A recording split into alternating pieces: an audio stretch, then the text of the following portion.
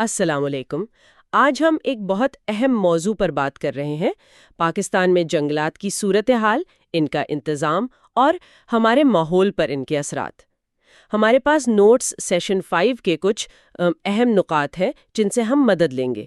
یہ پاکستان میں جنگلات کی سائنس، ان کی اقسام، چیلنجز اور اہمیت پر روشنی ڈالتے ہیں۔ جی بالکل، اور آج ہماری کوشش یہی ہوگی کہ ان نوٹس کی روشنی میں سمجھیں کہ پاکستان جیسے ملک کے لیے جنگلات اتنی اہمیت کیوں رکھتے ہیں، خاص طور پر موسمیاتی تبدیلی کے حوالے سے۔ یعنی یہ کیسے میٹیگیشن یعنی کاربن جذب کرنے میں مدد کرتے ہیں، اور کیسے اڈیپٹیشن مطلب ان تبدیلیوں جیسے سیلاب، خشک سالی ان کے ساتھ جینے میں مددگار ہیں۔ صحیح۔ تو چلیں اس دلچسپ موضوع کی گہرائی میں اترتے ہیں۔ سب سے پہلے یہ سمجھنا ضروری ہے کہ فارسٹری کیا ہے۔ یہ صرف درخت لگانا تو نہیں ہے نا؟ نہیں، بالکل نہیں۔ یہ ایک پورا علم اور عمل ہے۔ جنگلات کو پائیدار طریقے سے سنبھالنا، ان کی حفاظت کرنا اور ان سے جو وسائل ملتے ہیں انہیں سمجھداری سے استعمال کرنا۔ پاکستان کے لیے تو یہ اور بھی اہم ہے، کیونکہ دیکھیں ہمارے یہاں جنگلات کا رقبہ ویسے ہی بہت کم ہے، تقریباً صرف 5%۔ 5%؟ یہ تو عالمی معیار سے کافی کم لگتا ہے۔ جی ہاں، بہت کم ہے۔ اور اوپر سے موسمیاتی چیلنجز الگ ہیں، شدید گرمی، سیلاب، خشک سالی۔ تو جنگلات ایک طرح سے ان خطرات کے خلاف پہلی دفاعی لائن ہے۔ یعنی یہ صرف درخت نہیں بلکہ ایک مکمل ماحولیاتی نظام کا تحفظ ہے، مقامی آبادی کی مدد بھی اور موسمیاتی تبدیلی کا مقابلہ بھی۔ بالکل، یہ زمین کو صحت مند رکھنے، روزگار فراہم کرنے اور قدرتی وسائل کو بغیر نقصان پہنچائے استعمال کرنے کا ایک طویل مدت منصوبہ ہے۔ ان نوٹس میں فارسٹری کی کئی اقسام کا ذکر ہے۔ کیا ہم انہیں سمجھنے کی آسانی کے لیے کچھ گروپس میں بانٹ سکتے ہیں؟ ہاں ضرور۔ دیکھیں، ایک تو بڑا حصہ ہے موجودہ جنگلات کی حفاظت کا، جسے تحفظی فارسٹری یا کنزرویشن فارسٹری کہہ سکتے ہیں۔ مثال کے طور پر جیسے مارگلا ہلز نیشنل پارک ہے یا چھانگا مانگا کے کچھ حصے۔ مقصد ہوتا ہے کہ ماحولیاتی توازن، حیاتیاتی تنوع یعنی جانور، پودے، ان سب کو بچایا جائے۔ پاکستان میں جہاں جنگلات اتنے کم ہیں، وہاں قدرتی جنگلات، خاص طور پر شمالی علاقوں KP کے گلگت بلتستان میں، ان کو بچانا تو انتہائی ضروری ہے۔ اور یہ موسمیاتی تبدیلی کے حوالے سے کیسے مددگار ہے؟ دو طرح سے۔ ایک تو یہ کاربن جذب کرتے ہیں یعنی میٹیگیشن، دوسرا یہ مٹی کے کٹاؤ کو روکتے ہیں، پانی کے بہاؤ کو منظم کرتے ہیں۔ اس سے سیلاب کا خطرہ کم ہوتا ہے۔ یہ ایڈیپٹیشن ہے۔ یعنی یہ برفانی چیتے جیسے جانوروں کے گھر بھی ہیں اور ایکو ٹورزم کے لیے بھی اہم۔ بالکل، اور ریڈ پلس جیسے عالمی پروگرام بھی اسی سے جڑے ہیں۔ پھر ایک اور قسم ہے حفاظتی فارسٹری یا پروٹیکشن فارسٹری۔ وہ تحفظی سے کیسے مختلف ہے؟ ملتی جلتی ہے، لیکن اس کا فوکس خاص ماحولیاتی خطرات سے بچاؤ پر ہوتا ہے، جیسے پہاڑی ڈھلانوں پر درخت لگانا تاکہ لینڈ سلائیڈنگ نہ ہو۔ جیسے مری یا سوات میں ہوتا ہے؟ جی ہاں، وہاں شدید بارشیں جو اب موسمیاتی تبدیلی کی وجہ سے اور شدید ہو گئی ہیں، لینڈ سلائیڈنگ کا باعث بنتی ہیں۔ تو وہاں کونیفرز لگانا ڈھلانوں کو مستحکم کرتا ہے۔ اور یہ بھی اڈیپٹیشن ہوا؟ بالکل، یہ اڈیپٹیشن ہے۔ اسی طرح ساحلی علاقوں میں جیسے سندھ میں مینگرووز لگاتے ہیں تاکہ سمندر کا پانی آگے نہ بڑھے اور طوفانوں سے بچاؤ ہو۔ یہ بھی حفاظتی فارسٹری ہے۔ اور مینگرووز تو کاربن بھی بہت ذخیرہ کرتے ہیں۔ جی، وہ کاربن ذخیرہ کرنے میں بہت اہم ہے، تو میٹیگیشن کا پہلو بھی مضبوط ہے۔ 2022 جیسے سیلاب کے بعد تو ان حفاظتی جنگلات کی اہمیت اور بڑھ گئی ہے۔ ٹھیک ہے، تو یہ تو ہو گیا تحفظ اور حفاظت۔ دوسرا بڑا مقصد یقیناً معاشی ہوگا، لکڑی وغیرہ کے لیے۔ جی، اسے پیداواری فارسٹری کہہ سکتے ہیں۔ اس میں آتی ہے تجارتی فارسٹری یا کمرشل فارسٹری۔ یعنی پیسہ کمانے کے لیے درخت اگانا۔ ہاں، بنیادی مقصد معاشی ہوتا ہے۔ لکڑی چاہیے تعمیرات کے لیے، فرنیچر کے لیے، ایندھن بہت اہم ہے، خاص طور پر دیہات میں، کاغذ کی صنعت ہے۔ تو اس کے لیے مخصوص درخت جیسے یوکلپٹس یا پاپلر لگائے جاتے ہیں، باقاعدہ فارمز کی شکل میں۔ پنجاب اور سندھ میں ایسی مثالیں ہیں۔ اس کا فائدہ یہ ہے کہ قدرتی جنگلات پر بوجھ کم ہوتا ہوگا؟ بالکل، یہ قدرتی جنگلات پر دباؤ کم کرتی ہے، روزگار پیدا ہوتا ہے، جیسے چھانگا مانگا میں۔ اور ظاہر ہے درخت ہیں تو کاربن بھی جذب کرتے ہیں۔ لیکن کیا اس کا کوئی منفی پہلو بھی ہے، جیسے ایک ہی قسم کے درخت لگانا؟ ہاں، یہ ایک نقطہ ہے۔ اسے مونو کلچر کہتے ہیں۔ اگر بڑے رقبے پر صرف ایک ہی قسم کے درخت ہوں تو حیاتیاتی تنوع کم ہو سکتا ہے۔ اس لیے پائیدار کٹائی اور مختلف اقسام کو فروغ دینا ضروری ہے۔ اسی پیداواری گروپ میں ایگرو فارسٹری بھی شامل ہے، کھیتی باڑی کے ساتھ درخت؟ جی ہاں، ایگرو فارسٹری بھی اسی سے جڑی ہے۔ یہ بہت ہی کارآمد حکمت عملی ہے۔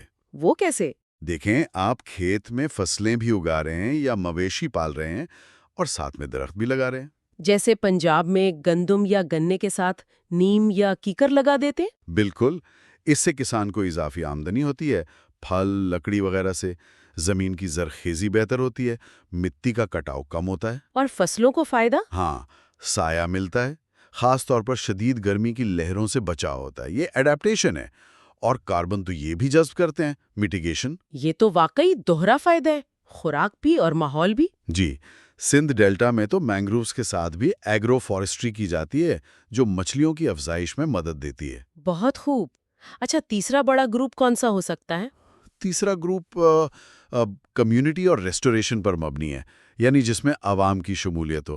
اسے کمیونٹی اور ریسٹوریشن فارسٹری کہہ سکتے ہیں۔ اس میں کیا کیا آتا ہے؟ ایک تو ہے سوشل فارسٹری، سماجی فارسٹری۔ اس میں کیا ہوتا ہے؟ اس میں مقامی کمیونٹی یعنی گاؤں کے لوگ مل کر عوامی زمین پر یا اپنی زمینوں پر درخت لگاتے ہیں، اپنی ضرورتوں کے لیے۔ ضرورتیں؟ جیسے؟ جیسے ایندھن کے لیے لکڑی، مویشیوں کے لیے چارہ، سایہ۔ یہ خاص طور پر خشک علاقوں جیسے بلوچستان یا اندرون سندھ میں بہت مفید ہے۔ وہاں درخت گرمی کی شدت کم کرتے ہیں، جانوروں کو خوراک ملتی ہے۔ تو یہ کمیونٹی کو بااختیار بناتا ہے؟ جی بالکل، یہ ایڈپٹیشن کا ایک طاقتور ذریعہ ہے۔ گاؤں ٹھنڈے رہتے ہیں، زمین کو صحرا بننے سے روکنے میں مدد ملتی ہے، اور درخت بڑھنے سے میٹیگیشن بھی ہوتی ہے۔ سب سے اہم بات، مقامی لوگ خود مالک ہوتے ہیں تو خیال بھی رکھتے ہیں۔ کیا 10 بلین ٹری سونامی جیسے بڑے منصوبے بھی اسی میں آئیں گے؟ ہاں، وہ بھی اسی بحالی والے گروپ کا حصہ ہیں۔ اس میں دو اہم چیزیں ہیں، ریفارسٹیشن اور ایفارسٹیشن۔ ان میں کیا فرق ہے؟ ریفارسٹیشن کا مطلب ہے ایسی زمین پر دوبارہ درخت لگانا جہاں پہلے جنگل تھا لیکن وہ کٹ گیا، جیسے خیبر پختونخوا کا بلین ٹری سونامی منصوبہ جس نے تباہ شدہ پہاڑی ڈھلانوں پر جنگل بحال کیا۔ اور ایفارسٹیشن؟ ایفارسٹیشن ہے بالکل نئی جگہ پر جنگل لگانا جہاں پہلے کبھی جنگل نہیں تھا، مثلاً کسی بنجر زمین پر یا صحرائی علاقے میں۔ تو یہ دونوں پاکستان کی موسمیاتی حکمت عملی کے لیے اہم ہے؟ بہت اہم۔ یہ میٹیگیشن، کاربن جذب کرنا، اور ایڈاپٹیشن، مٹی اور پانی کو محفوظ کرنا، دونوں میں مددگار ہیں۔ اور ایک قسم شہری فارسٹری بھی ہے، شہروں میں درخت لگانا؟ جی، اربن فارسٹری، یہ بھی اسی بحالی اور معیار زندگی بہتر کرنے والے گروپ کا حصہ ہیں۔ شہروں میں، خاص طور پر بڑے شہر جیسے لاہور، کراچی میں شدید مسائل ہیں۔ کیا مسائل؟ فضائی آلودگی بہت زیادہ ہے۔ پھر اربن ہیٹ آئیلینڈ کا مسئلہ ہے، یعنی شہر دیہات سے زیادہ گرم ہو جاتے ہیں۔ تو شہروں میں درخت لگانا، پارکس بنانا، سڑکوں کے کنارے سبزہ لگانا، یہ شہروں کو ٹھنڈا رکھتا ہے، ہوا صاف کرتا ہے۔ اور بارش کے پانی کا مسئلہ، شہری سیلاب؟ ہاں، اس میں بھی مدد ملتی ہے۔ درخت اور سبزہ زمین کو پانی جذب کرنے میں مدد دیتے ہیں۔ اسلام آباد اس کی اچھی مثال ہے، مارگرا ہلز کی وجہ سے بھی، لیکن کراچی، لاہور میں بھی بہت کام ہونا ہے۔ صحیح۔ تو یہ فارسٹری کی مختلف اقسام ہو گئیں، لیکن ایک سوال ذہن میں آتا ہے، جنگل اور فارسٹری میں کیا بنیادی فرق ہے؟ اچھا سوال ہے۔ دیکھیں، جنگل تو ایک علاقہ ہے، قدرتی بھی ہو سکتا ہے یا لگایا ہوا بھی، جہاں بہت سے درخت ہیں، جیسے مارگلا کی پہاڑیاں ایک جنگل ہیں، جبکہ فارسٹری اس جنگل کی دیکھ بھال، اس کا انتظام کرنے کا انسانی عمل ہے۔ منصوبہ بندی کرنا، کیسے کٹائی کرنی ہے، آگ سے کیسے بچانا ہے، نئے درخت کیسے لگانے ہیں۔ تو کیونکہ پاکستان میں جنگلات کم ہیں، اس لیے فارسٹری یعنی ان کا صحیح انتظام اور بھی ضروری ہو جاتا ہے۔ بالکل، انہیں بچانے اور بڑھانے کے لیے فارسٹری ناگزیر ہے۔ ایک اور ملتی جلتی اصطلاح ہے ایفارسٹریشن۔ کیا ایفارسٹریشن اور فارسٹری ایک ہی چیز ہے؟ نہیں، تھوڑا فرق ہے۔ جیسا ہم نے پہلے بات کی، ایفارسٹیشن کا مطلب ہے نئی جگہ پر جنگل لگانا جہاں پہلے نہیں تھا۔ یہ فارسٹری کا ایک حصہ ہے۔ فارسٹری ایک زیادہ وسیع تصور ہے۔ اس میں ایفارسٹیشن بھی شامل ہے، لیکن ساتھ میں موجودہ جنگلات کا انتظام، ان کی صحت کا خیال رکھنا، ان سے پائیدار طریقے سے لکڑی حاصل کرنا، آگ سے بچاؤ، یہ سب شامل ہیں۔ تو 10 بلین ٹری جیسے پروگرام ایفورسٹیشن پر زور دیتے ہیں؟ جی، لیکن فارسٹری یہ یقینی بناتی ہے کہ جو نئے درخت لگے ہیں وہ زندہ رہیں، بڑھیں اور لمبے عرصے تک فائدہ دیں۔ صرف لگانا کافی نہیں۔ سمجھ آ گئی۔ تو مجموعی طور پر پاکستان میں فارسٹری کا بنیادی مقصد کیا ہے؟ بنیادی مقصد تو یہی ہے کہ انسانی ضروریات اور فطرت کی صحت میں ایک توازن قائم کیا جائے، تاکہ جنگلات ہمیں وسائل بھی دیتے رہیں اور اپنا ماحولیاتی کردار بھی ادا کرتے رہیں۔ پاکستان کے خاص پاکستان کے تناظر میں دیکھیں، دیہی علاقوں میں روزگار پیدا کرنا، پہاڑی علاقوں میں مٹی کا کٹاؤ روکنا جو سیلاب کا باعث بنتا ہے، گرم شہروں کو رہنے کے قابل بنانا، اور شدید موسم جیسے مانسون کی شدید بارشیں یا گرمی کی لہریں ان کے اثرات کو کم کرنا، یعنی ایڈپٹیشن اور میٹیگیشن، یہ دونوں بہت اہم مقاصد ہیں۔ جنگلات ہمیں کیا کیا خدمات فراہم کرتے ہیں؟ کچھ موٹی موٹی باتیں؟ بہت سی۔ صاف ہوا، ظاہر ہے آکسیجن پیدا کرتے ہیں، آلودگی فلٹر کرتے ہیں، پانی کو ذخیرہ کرتے ہیں، زمین میں جذب کرتے ہیں جس سے سیلاب کا زور کم ہوتا ہے، خاص طور پہ دریاؤں میں جیسے دریائے سندھ۔ اور مٹی کو اپنی جگہ پر رکھنا؟ جی، مٹی کا کٹاؤ روکتے ہیں، خاص طور پہ ڈھلانوں پر لینڈ سلائیڈنگ سے بچاؤ ہوتا ہے۔ پھر لکڑی ملتی ہے گھر بنانے کے لیے، فرنیچر کے لیے۔ ایندھن جو دیہات میں لاکھوں گھروں میں کھانا پکانے کے لیے استعمال ہوتا ہے۔ خوراک بھی جنگلی پھل، شہد وغیرہ۔ اور جنگلی حیات؟ ہاں، یہ ان کا گھر ہیں، حیاتیاتی تنوع کا مرکز۔ چیتے، ہرن، پرندے، بہت کچھ۔ اور ایکو ٹورزم، لوگ خوبصورت جنگلات دیکھنے جاتے ہیں۔ اور موسمیاتی تبدیلی کے حوالے سے؟ وہ تو سب سے اہم کردار ہے۔ کاربن ڈائی آکسائیڈ جذب کر کے گلوبل وارمنگ کم کرنا، یعنی میٹیگیشن، اور مقامی موسم کو معتدل رکھنا، بارش کے نظام کو بہتر بنانا، یہ ایڈیپٹیشن ہے۔ کیا پاکستانی فارسٹری کی کوئی خاص منفرد خصوصیات ہیں؟ ہاں ہیں۔ ایک تو یہ کہ ہمارے ہاں مناظر بہت متنوع ہیں۔ شمال میں برف پوش پہاڑ ہیں تو جنوب میں ساحل اور صحرا، تو فارسٹری کو ان سب مختلف حالات سے نمٹنا پڑتا ہے۔ اور پانی کی کمی بھی تو ایک بڑا چیلنج ہے۔ بالکل، پانی کی کمی بڑا مسئلہ ہے۔ اس لیے ہماری فارسٹری میں اکثر ایسی اقسام پر زور ہوتا ہے جو کم پانی میں گزارا کر سکیں، خشک سالی برداشت کر سکیں۔ زیادہ تر جنگلات ہمارے جھاڑی دار ہیں یا کونیفرز۔ پھر یہ کہ کئی علاقوں میں کمیونٹی کی شمولیت بہت اہم ہے، جبکہ کچھ بڑے جنگلات حکومتی انتظام میں ہیں۔ تو یہ ملا جلا نظام ہے، یعنی یہاں سخت جان اقسام اور پانی بچانے کی تکنیکوں پر زیادہ دھیان دینا پڑتا ہے۔ جی، اور اس کی اہمیت صرف خوبصورتی یا لکڑی نہیں بلکہ بقا ہے۔ مضبوط فارسٹری کے بغیر 2022 جیسے سیلاب یا شدید گرمی کی لہریں اور بھی تباہ کن ہو سکتی ہیں۔ درختوں کی صحیح اقسام کا انتخاب کتنا اہم ہے؟ کیا کوئی بھی درخت کہیں بھی لگا سکتے ہیں؟ نہیں، بالکل نہیں۔ یہ بہت ہی اہم نکتہ ہے۔ درخت کا انتخاب مقامی ماحول کے مطابق ہونا چاہیے۔ مقامی ماحول سے کیا مراد ہے؟ یعنی وہاں کی مٹی کیسی ہے، بارش کتنی ہوتی ہے، درجہ حرارت کتنا رہتا ہے، کون سے کیڑے مکوڑے یا بیماریاں عام ہیں، ان سب کو مد نظر رکھنا پڑتا ہے۔ مثال کے طور پر؟ جیسے پنجاب کے خشک میدانوں کے لیے کیکر یا اکیشیا جیسی خشک سالی برداشت کرنے والی قسمیں بہتر ہیں، جبکہ شمال کے زیادہ بارش والے پہاڑی علاقوں کے لیے دیودار یا پائن مناسب ہیں۔ پھر یہ بھی دیکھنا ہوتا ہے کہ درخت کتنی تیزی سے بڑھتا ہے، اس کی جڑیں کتنی مضبوط ہیں کہ مٹی کو پکڑ سکیں، وہ کاربن کتنا ذخیرہ کر سکتا ہے، یعنی میٹیگیشن۔ ثقافتی اہمیت بھی ہوتی ہے۔ ہاں، بعض اوقات ثقافتی اہمیت بھی ہوتی ہے، جیسے نیم کو دوائی کے طور پر استعمال کیا جاتا ہے، یا یہ دیکھنا کہ جنگلی حیات کو اس سے خوراک ملتی ہے یا نہیں۔ غلط انتخاب کریں گے تو درخت یا تو مر جائے گا یا بڑھے گا نہیں، ساری محنت ضائع۔ نوٹس میں پلانٹیشنز کا بھی ذکر ہے، یہ کیا قدرتی جنگلات سے مختلف ہے؟ جی، پلانٹیشنز یا شجرہ کاری عام طور پر انسان کی لگائی ہوئی ہوتی ہیں، اکثر ایک منظم طریقے سے قطاروں میں، خاص مقصد کے لیے۔ مقصد؟ جیسے لکڑی یا پھل؟ ہاں، زیادہ تر لکڑی، پھل یا کوئی اور پیداوار حاصل کرنے کے لیے۔ یہ قدرتی جنگل سے مختلف ہوتی ہیں، جہاں بہت سی اقسام خود بخود اگتی ہیں۔ پاکستان میں فوری طور پر سبزہ بڑھانے کے لیے پلانٹیشنز اہم ہیں، جیسے سندھ میں کاغذ کی صنعت کے لیے یوکیلپٹس کے فارمز.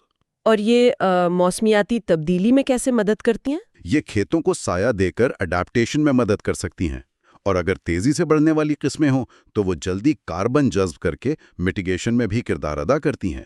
لیکن ان کی دیکھ بھال ضروری ہے. بہت ضروری ہے. اور جیسا پہلے کہا، اگر ایک ہی قسم کی پلانٹیشن بہت بڑے رقبے پر ہو تو وہ حیاتیاتی تنوع کے لیے اچھی نہیں ہوتی. تنوع ضروری ہے. پاکستان میں قدرتی جنگلات کی اہم اقسام کون کون سی ہیں؟ ہمارے ہاں آب و ہوا اور جغرافیہ بہت متنوع ہے، تو جنگلات کی اقسام بھی کافی ہیں. پہاڑی علاقوں میں؟ شمال میں ہمالیائی جنگلات ہیں.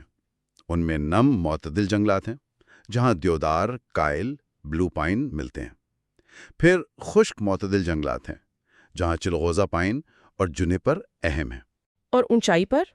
اور اونچائی پر جائیں تو ذیلی ٹراپیکل پائن جنگلات ہیں جن میں چڑ پائن عام ہیں. اور سب سے اوپر الپائن جنگلات جہاں پودے چھوٹے رہ جاتے ہیں. اور میدانی علاقوں میں؟ میدانی اور کم بارش والے علاقوں میں ٹراپیکل اور سب ٹراپیکل خشک جنگلات ہیں. ان میں سب سے زیادہ رقبہ ٹراپیکل کانٹے دار جنگلات کا ہے جو خاص طور پر سندھ اور جنوبی پنجاب میں ہیں. یہاں کیکر، کریر، بیر جیسے درخت اور جھاڑیاں ہوتی ہیں. پھر سب ٹراپیکل چوڑے پتوں والے سدا بہار جنگلات ہیں جن میں زیتون، کاؤ اور پھلائی ملتے ہیں. ٹراپیکل خشک جنگ پتے گرانے والے جنگلات بہت کم ہیں. اور کچھ خاص قسم کے جنگلات؟ جی، خاص قسمیں بھی ہیں، جیسے ساحلی علاقوں میں مینگرووز کے جنگلات جو کھارے پانی میں اگتے ہیں. دریائے سندھ جیسے دریاؤں کے کناروں پر ریویرین یا دریائی جنگلات ہوتے ہیں جہاں شیشم، ٹاہل اور ببول کیکر اہم ہیں. اور ایک قسم آپاشی شدہ پلانٹیشنز کی ہے جیسے مشہور زمانہ چانگا مانگا. وہاں نہری پانی سے شیشم، شہتوت، یوکلپٹس وغیرہ لگائے گئے ہیں. تو یہ کافی تنوع ہے. اب آتے ہیں اصل سوال پر. پاکستان میں جنگلات اور درختوں کا کل احاطہ کتنا ہے؟ اعداد و شمار میں کافی فرق کیوں نظر آتا ہے؟ ہاں، یہ ایک الجھاوا معاملہ ہے. مختلف ادارے جیسے FAO، ورلڈ بینک، WWF یا حکومتی سروے قدرے مختلف اعداد و شمار دیتے ہیں. کتنے مختلف؟ عام طور پر یہ 4.7% سے لے کر 5.7% تک بتائے جاتے ہیں. مثال کے طور پر FAO ورلڈ بینک 2022 نے 4.7% کہا. WWF پاکستان کا اندازہ تقریباً 5% ہے. گلوبل فارسٹ واچ نے 2020 میں قدرتی جنگل 1.7% بتایا تھا. ریڈ پلس کے ایک سروے 2017 میں 5.7% تھا. اتنا فرق کیوں؟ اس کی کئی وجوہات ہیں. ایک تو تعریف کا فرق ہے. فارسٹ کور یا جنگلاتی احاطہ کی ایک خاص تکنیکی تعریف ہوتی ہے. کتنا رقبہ، درختوں کی کم از کم اونچائی اور کینوپی کا پھیلاؤ یعنی اوپر سے درختوں کا گھیراؤ. دوسری طرف درختوں کا احاطہ یا ٹری کور ایک وسیع اصطلاح ہے جو اکثر سیٹلائٹ تصویروں سے ناپی جاتی ہے. اس میں کھیتوں میں لگے درخت، سڑکوں کے کنارے لگے درخت، باغات سب شامل ہو سکتے ہیں. تو اصل صورتحال کیا ہے؟ خلاصہ یہ ہے کہ تکنیکی تعریف کے مطابق پاکستان ایک کم جنگلات والا یا فارسٹ پور ملک ہے. بین الاقوامی معیار جو کم از کم 10-12% یا اس سے بھی زیادہ ہے، اس سے ہم بہت پیچھے ہیں. اس کی بڑی وجہ ہماری خشک اور نیم خشک آب و ہوا ہے. ان نوٹس میں زرعی ماحولیاتی زونز کا ذکر ہے. یہ کیا ہے اور فارسٹری کے لیے کیوں اہم ہے؟ پاکستان کو سائنسدانوں نے تقریباً 10 مختلف زرعی ماحولیاتی زونز میں تقسیم کیا ہے. یہ تقسیم آب و ہوا، مٹی کی قسم، پانی کی دستیابی اور قدرتی نباتات کی بنیاد پر کی گئی ہے. تو اس سے فارسٹری میں کیا مدد ملتی ہے؟ یہ فارسٹری کی منصوبہ بندی کے لیے گائیڈ کا کام کرتی ہے. اس سے پتہ چلتا ہے کہ کس زون میں کون سی درختوں کی اقسام قدرتی طور پر اچھی اگ سکتی ہیں. مثال کے طور پر شمالی خشک پہاڑی زون میں کونیفرز، معتدل پہاڑی علاقوں میں بلوط اور پائن، خشک میدانی علاقوں میں کانٹے دار جھاڑیاں جیسے کیکر، بیر، سندھ ڈیلٹا میں مینگرووز، ریتیلے صحراؤں میں گہری جڑوں والے پودے. تو صحیح جگہ پر صحیح درخت لگانے کے لیے یہ زونز اہم ہیں؟ بالکل. اگر آپ زون کے مطابق درخت نہیں لگائیں گے تو ناکامی کا امکان بڑھ جاتا ہے. موسمیاتی تبدیلی کے حوالے سے جو شجرکاری ہو رہی ہے اس میں ان زونز کا خیال رکھنا بہت ضروری ہے. بڑے شہروں کی کیا صورتحال ہے؟ کراچی، لاہور جیسے شہروں میں سبزہ کیسا ہے؟ صورتحال بہت اچھی نہیں ہے۔ کراچی اور لاہور جیسے بڑے شہروں میں تعمیرات کے بے پناہ دباؤ کی وجہ سے سبزہ کم ہوتا جا رہا ہے، پارک سکڑ رہے ہیں، درخت کٹ رہے ہیں۔ اس کے کیا نقصانات ہیں؟ اس سے شہروں میں گرمی بڑھتی ہے، یعنی اربن ہیٹ آئیلینڈ ایفیکٹ شدید ہوتا ہے۔ بارش کا پانی جذب ہونے کی جگہ نہیں ملتی تو شہری سیلاب کا خطرہ بڑھتا ہے۔ کراچی کے ساحلی مینگرووز بھی دباؤ کا شکار ہیں۔ کیا کوئی شہر بہتر ہے؟ اسلام آباد نسبتاً بہتر ہے، خاص طور پر مارگلا ہلز کی وجہ سے۔ وہاں ہوا بھی صاف ہے اور جنگلی حیات بھی ہے۔ فیصل آباد، پشاور جیسے شہروں میں بھی زراعت کی زمین شہری آبادی کی نظر ہو رہی ہے۔ تو شہری نباتات یا اربن ویجیٹیشن بھی موسمیاتی تبدیلی کے خلاف جنگ کا ایک محاذ ہے؟ یقیناً، شہروں کو ٹھنڈا رکھنا میٹیگیشن اور بارش کا پانی جذب کرنا دونوں کے لیے یہ بہت اہم ہے۔ کیا پاکستان میں ریفارسٹیشن کی کچھ کامیاب مثالیں ہیں؟ جی ہاں، بالکل ہیں۔ خیبر پختونخوا میں بلین ٹری سونامی منصوبہ ایک بڑی مثال ہے۔ اگرچہ اس پر کچھ بحث بھی ہوئی، لیکن اس نے بڑے پیمانے پر تباہ شدہ پہاڑی ڈھلوانوں پر دوبارہ درخت لگائے، جس سے نہ صرف ماحول بہتر ہوا بلکہ مقامی لوگوں کو روزگار بھی ملا۔ اور کوئی مثال؟ ملک گیر سطح پر 10 بلین ٹری سونامی منصوبہ، جسے اب گرین پاکستان پروگرام کا حصہ بنا دیا گیا ہے، وہ بھی جاری ہے۔ اس کا مقصد بھی ملک بھر میں، خاص طور پر واٹر شیڈز یعنی پانی کے ذخائر والے علاقوں میں جنگلات بحال کرنا ہے۔ اور ایک بہت اہم کامیابی سندھ ڈیلٹا میں مینگرووز کی بحالی ہے۔ وہاں بڑے پیمانے پر مینگرووز لگائے گئے ہیں، جو کاربن جذب کرنے اور ساحلی علاقوں کو تحفظ دینے میں کلیدی کردار ادا کر رہے ہیں۔ تو یہ مثالیں ظاہر کرتی ہیں کہ اگر کوشش کی جائے تو نتائج مل سکتے ہیں۔ بالکل، یہ اجتماعی کوشش کی طاقت کو ظاہر کرتی ہیں، کر دینا تاکہ اس زمین کو کسی اور مقصد کے لیے استعمال کیا جا سکے، جیسے کھیتی باڑی، شہر بسانا یا سڑکیں بنانا۔ پاکستان میں یہ کہاں زیادہ ہو رہا ہے؟ یہ ایک سنگین مسئلہ ہے، خاص طور پر شمالی علاقہ جات اور KPK کے کچھ حصوں میں جہاں قیمتی قدرتی جنگلات موجود ہیں۔ میدانی علاقوں میں بھی دریائی جنگلات اور مینگرووز دباؤ کا شکار ہیں۔ اس کے نتائج کیا ہوتے ہیں؟ نتائج بہت خطرناک ہیں۔